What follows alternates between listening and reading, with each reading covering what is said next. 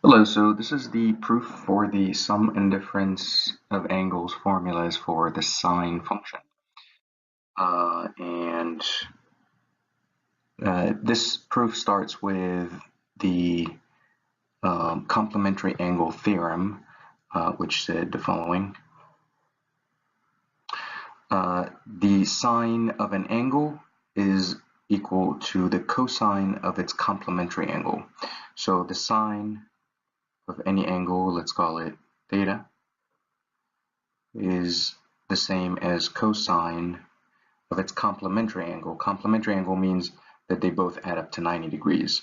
So that's the same as cosine of 90 degrees minus theta, or in radians will be cosine of pi over 2 minus theta.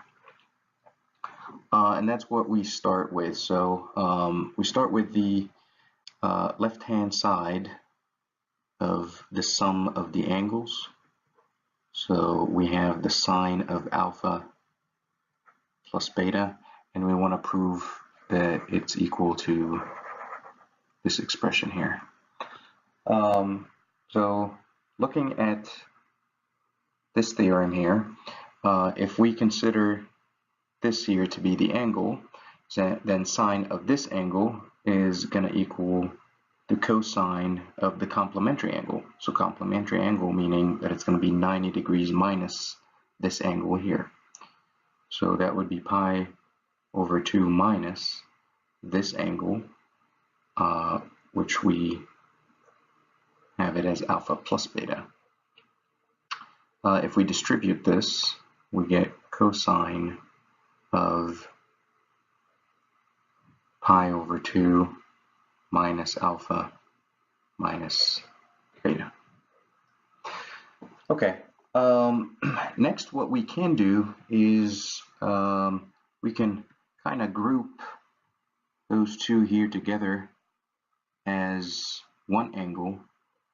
So this would kind of consider it as one angle, and then this here would be the second angle.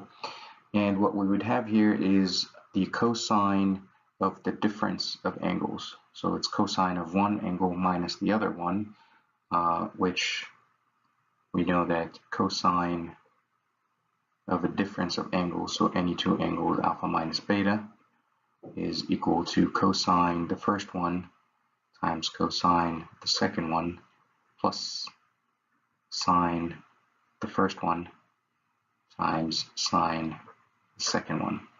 So that's what we're going to apply here, but the first angle would be pi over 2 minus alpha, and the second angle would be beta.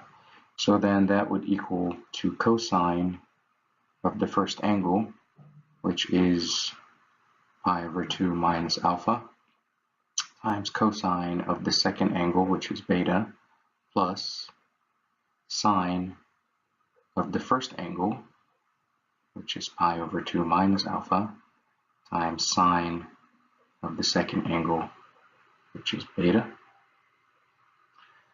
And if we look at this quantity here, again, that goes back to our complementary angle theorem.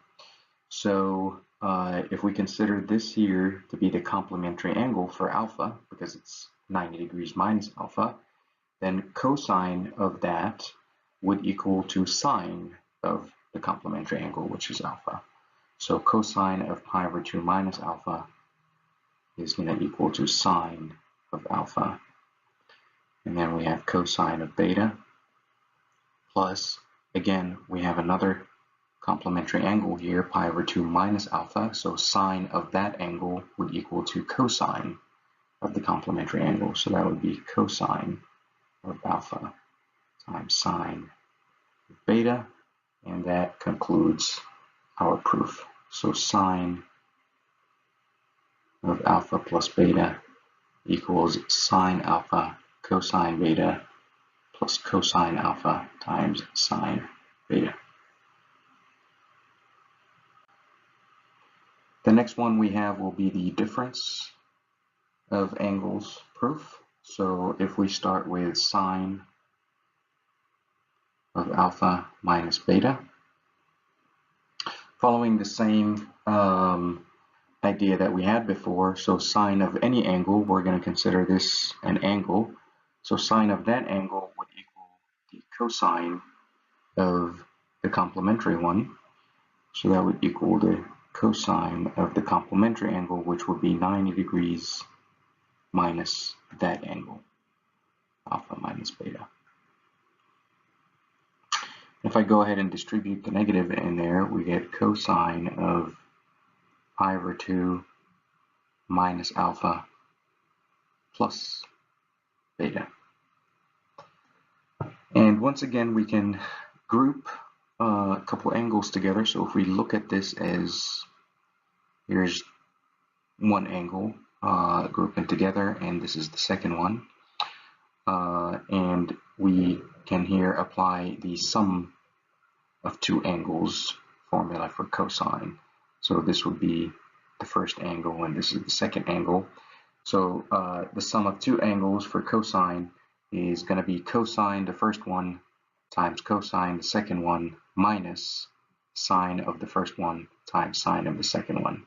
So that would equal cosine of the first angle, which would be pi over 2 minus alpha, times cosine the second angle, which is beta, minus sine of the first angle, which is pi over 2 minus alpha, multiplied by sine the second one, which is beta. And once again, we can use the complementary angle theorem here. So cosine of the complementary angle would equal to sine of the angle. So that would equal to sine alpha. And we still have cosine beta unchanged, minus, once again, we have a complementary angle here, so sine of that would equal to cosine of the complementary angle, which is alpha, times sine of beta. And that here should conclude our proof that sine of the difference of angle, sine of alpha minus beta, is equal to sine of the first one times cosine of the second one minus cosine of the first one times sine of the second one.